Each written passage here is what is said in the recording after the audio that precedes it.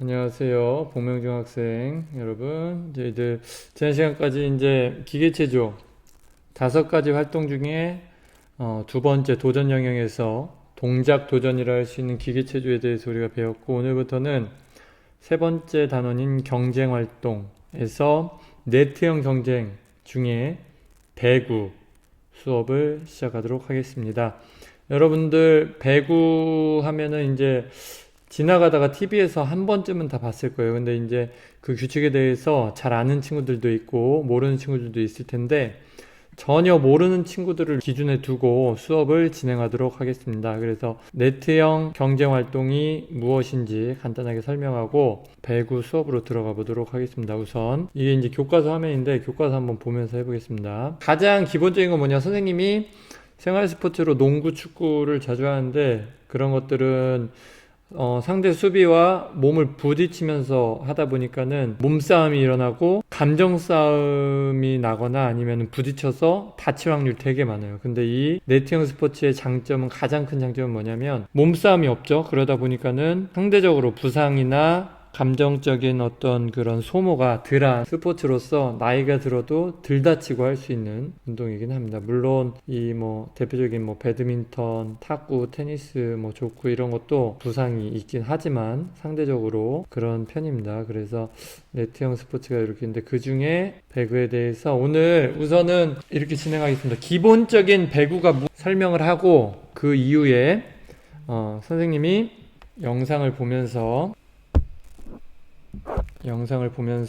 배구 입문편 한번 수업 시작해 보도록 하겠습니다. 우선 여기 선생님이 아이패드로 그림을 거의 발로 그린 것 같은데, 선생님이 그릴 수 있는 최선의 어떤 그런 것들을 그려봤는데 한번 보세요. 보면서 이거 설명하겠습니다.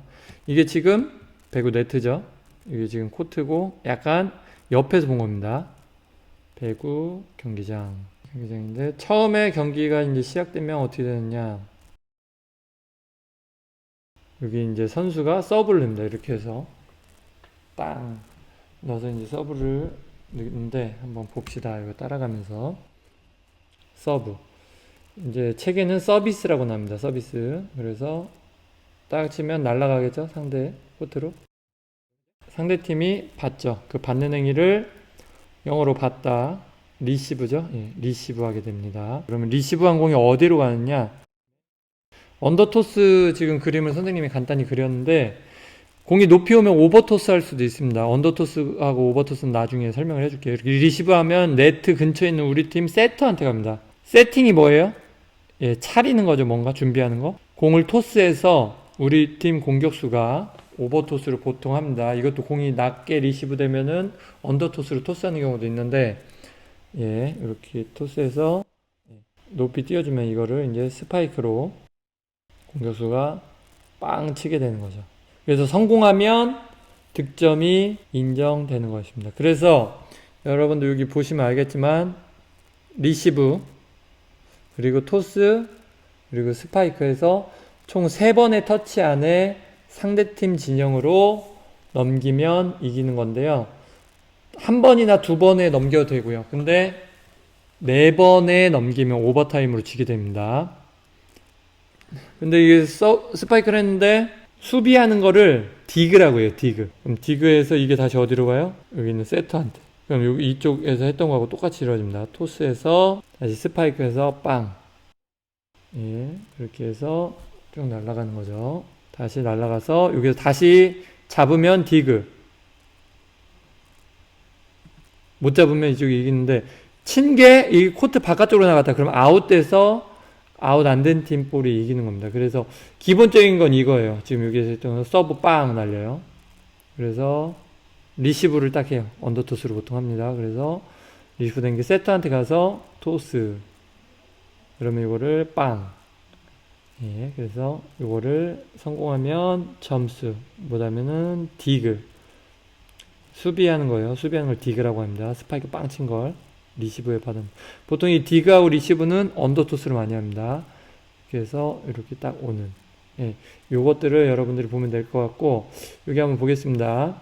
우선 배구는 6인제 배구가 있어요. 선수들이 하는 거. 이따 영상 볼 것도 6인제인데 6인제고, 우리 아마추어가 하는 배구는 9인제 배구입니다. 근데 경기 규칙이 6인제가 훨씬 이제 조금 더 복잡해요.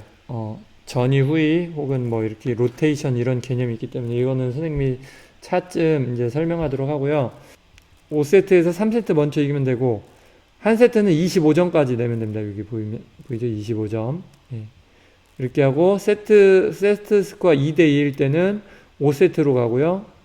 5세트에서는 15점을 먼저 획득한 팀. 근데 14점에서 듀스가 됐다. 그러면은 14대 13에는 15점 돼서 끝나는 게 아니라 2점을 연속으로 해야 이기게 되는 겁니다. 예. 그렇게 되고 다른 거는 뭐 여기 봅시다. 선수 교대 팀별로 6명이 교대 가능하다.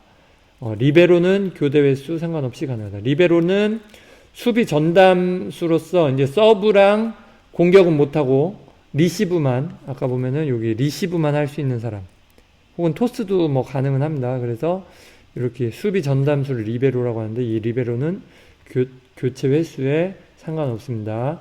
디테일하게 가면은 되게 많이 있어요. 홀딩, 공을 이제 손바닥에 닿거나 더블 컨택은 이제 오버토스를 하는데 오버토스를 할 때 공이 양손이 동시에 닿아야 되는데 한쪽 손 닿고 순차적으로 따닥 따면 2번 터치한 걸로, 그래서 더블 컨택이 되고요. 캐치, 잡았다 던지는 거, 포인트, 블로킹을 제외하고 한 팀이 3회 이상 공을 넘기지 못한 거, 이거 이제 포인트가 이제 뭐 오버타임이라고도 하고, 여기서 중요한 건 뭐냐, 블로킹 할 때 맞은 거는 횟수에 포함이 안 된다는 거죠. 위치 반칙, 전이하고 후위가 있고 또 이제 1번부터 시계 방향으로 이제 돌아가는 그 로테이션 위치가 있는데 그런 것들의 위치를 잘못했을 때 됩니다. 그리고 네트 터치는 모든 네트 운동이 마찬가지로 네트를 건들면 안 되고요. 오버 네트는 뭐예요? 네트가 이렇게 있어요. 네트가 이렇게 있는데 공이 우리 진영 아니라 상대 쪽에 가 있는데 그거를 손으로 오버해가지고 공을 친다, 이러면 오버 네트가 됐습니다. 그래서 상당히 이제 교과서적인 건데 이게 말로만 하면 상당히 어려워요. 그래서 선생님이 요거 이제 한번 보면서 보겠습니다. 우선 서비스부터 보겠습니다. 서비스는 이렇게 언더핸드 서브가 있고요, 오버핸드가 있습니다. 그래서 여러분들 가능한 서브를 넣으시면 되고요. 리시브로 가면 여기 이제 패스라고 나와 있는데, 패스는 뭐냐면 리시버가 이렇게 세터한테 보내는 이 행위를 패스라고 해요. 패스. 예. 그래서 그 패스하는 방법은 언더핸드 패스가 있습니다. 공이 밑으로 올 때, 예, 이렇게 손을 봤을 거예요. 이렇게 깍지 껴서 하는 게 있고요. 공이 좀 높게 온다고 그러면 어떻게 해야 돼요? 예, 당연히 오버핸드 패스를 해야 되겠죠. 오버핸드. 두 손 동시에 삼각형 그려서 다음 시간에 정확하게 자세하게 얘기하겠습니다. 그래서 이렇게 패스된 공을 세터가 토스할 때는 잘 오면 보통 이마 위로 떨어져요. 그러면은 그거를 이렇게 스파이크하기 좋게 딱 띄워지는데 그거를 이제 토스, 세트라고 하는데요.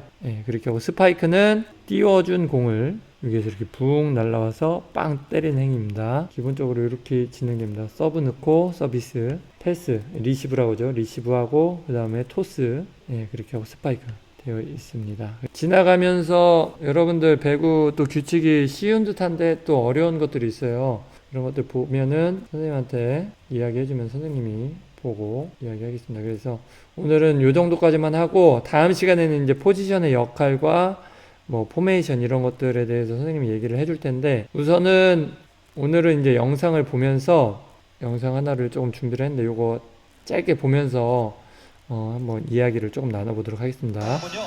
강소희 선수가 전이 2번이고요. 지금 이게 그냥 막 쓴 것 같은데 여기 지금 여기가 네트죠? 6인제 배구로 했을 때 오른쪽 뒤쪽, 지금 이게 전위와 후위를 구별해 두는 이게 어택 라인입니다. 어택 라인.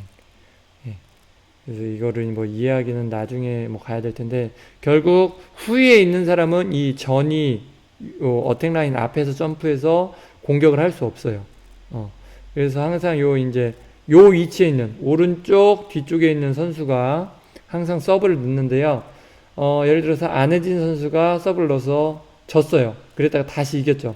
한번 졌다가 서브권이 우리로 넘어오면 여기에서 한 칸씩 시계 방향으로 이동합니다. 그러면은 다음번 서브 순서는 어떻게 되겠어요? 강소희 선수가 되겠죠. 이런 식으로 이렇게 로테이션이 들고요. 요 앞에 있는 세 선수가 할 수 있는 건 뭐냐? 브로킹으로 우선 뜰 수가 있어요. 예, 브로킹을 뜰 수 있고, 그 다음에 2단 공격이라고 해서 요 토스하는 척 하면서 요 앞에서 토스해준 척 하다가 이렇게 페이크로 바로 넘길 수도 있고, 공격을 할 때 요 네트 가까이에서 점프해서 공격을 할 수 있고요. 후위는 뭐 할 수 있어요? 수비하면서 공격을 하려면 요 어택 라인 뒤에서 공격을 해야 됩니다. 그래서 하여튼 그거는 자세한 거는 다음 시간에 이야기하겠습니다. 4번 자리 시작. 이제 맞서는 현대건설은 황민경 선수가 1번 자리 시작이고요. 정지훈 센터, 마야 선수가 전이 3번 자리 시작이군요. 정도에 그쳐 있는데요. 서브. 허를 찌르는 한손. 지금 서브를 넣었는데 여기가 리시브를 못하고 그냥 그 코트 안에 떨어졌죠. 그러면은 우리는 그것을 서브 에이스라고 합니다. 이 경기에 많이 나오더라고요. GS 칼텍스는 4연속 이기고요. 리시브, 토스, 공격, 디그, 토스, 스파이크, 블로킹, 다시 자, 2단 연결은 리시브, 황민경. 조차가 나왔어요. 마지막 직격 좋았죠. 셋업 됐습니다. 가운데 오른쪽 리시브, 왼쪽 토스, 그리고 공격, 이런 식으로 진행됩니다. 주로 이제 원포인트 서브로 들어와 있습니다. 그렇습니다. 서브 득점. 지금 또 서브 에이스가 됐습니다. 첫 번째 득점 연결이 됐고요. 전위 공격인데요. 자, 밀어내지 못했습니다. 런치가 수비합니다. 그리고 가운데 연타. 자, 길게 봅니다. 터치아웃됐습니다. 정지윤. 한 골이 넘어가면은 그 다음 골이 더 쉬워지죠. 그렇죠. 마야 선수도 서브가 강한 선수예요. 강한 서브 득점. 서브, 서브 준비 마야. 스파이크 서브, 리시브 계속 못하고 있죠. 그래서 요즘 이제 현대 배구는 사실 서브의 공격적인 비중이 상당히 높습니다. 잘렸어요. 자, 프로파일 두명 따라갑니다. 리딩 로핑. 수비 좋아요. 이단 연결에 이다연. 고위 공격 연타. 안혜진. 백토스. 대각선인데요. 자, 누가 있나요? 누가 있나요? 오른쪽 러처. 넘겼어요. 오른쪽에 마야 준비. 하지만 가운데 양효진.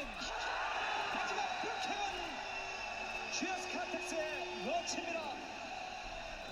점수 27대 26이고요. 이다영 서브 예리합니다. 백오펀 쫓아가는 고혜림. 마지막에는 황민경이 3단 넘기고 있습니다. 가운데 김유리, 왼쪽에 강성희, 시석검. 연결된데요. 집중됐습니다. 마지막에는 주장. 지금 이게 하이라이트 영상이라서 되게 흐름이 빠른데 잘 보면은 요게 반복되는 겁니다. 리시브, 그 공이 넘어오죠? 이게 서브든 상대 공격이든 넘어와요. 그러면은 리시브 혹은 디그를 해서 띄워주고 스파이크, 요게 계속 반복됩니다. 1 리시브, 2 토스, 3 스파이크. 그럼 여기에 뭐가 뜨냐? 블로킹이 떠요. 블로킹. 그래서 블로킹을 막고 우리 쪽으로 떨어지면 우리가 지는 거죠. 다시 한번 이야기해 보면 서브, 그 다음에 넘어온 공을 잡는 행위 리시브. 근데 이게 넘어오는 게 강한 스파이크였다 그러면 이걸 디그라고 합니다. 이렇게 하고 여기 간 게 누구한테 간다? 세터. 그래서 두 번째 터치는 무조건 누가 한다? 세터가. 근데 물리적으로 세터가 받기 어려운 시간에 다른 위치로 떨어지면 가까운 사람 아무나 받는데, 두 번째는 무조건 세터가 잡고요. 세 번째는 다양한 공격 옵션이 있습니다. 좋겠습니다. 오늘은 배구 오리엔테이션으로서 여기까지 수업을 마치도록 하겠습니다. 감사합니다.